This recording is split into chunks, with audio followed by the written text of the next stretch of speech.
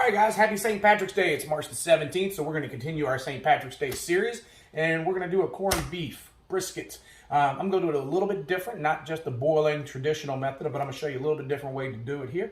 So let's get started. All right, to start off with, get you a roasting pan of the appropriate size. Here I've got about a 3-pound brisket. Now, when we open our brisket up, we want to save all these good juices that are in the package.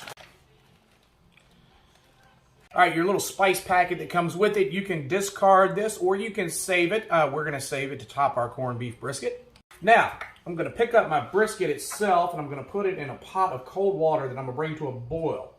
I'm going to boil this for about 10 minutes just to draw some of the excess salt out and then drain it.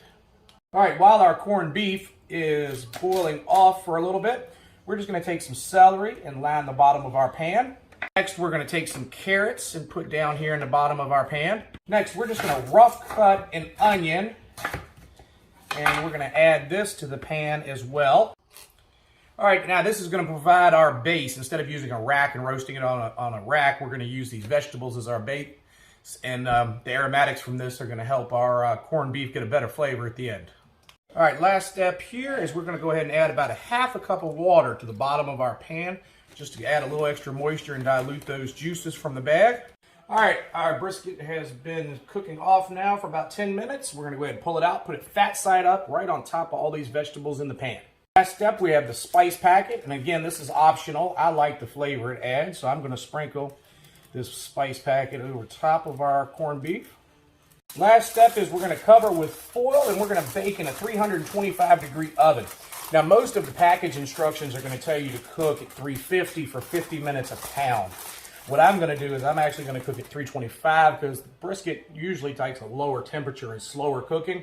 So I'm going to do 50 minutes per pound at 325. All right, guys, it's been 2.5 hours. Let's go ahead and pull our corned beef out and take a look at it. All right, guys, I got the thermometer checking our temperature. We're up to 200 degrees. So that's going to make it nice and tender. All right, guys, our corned beef has cooled and rested now for about 20 minutes.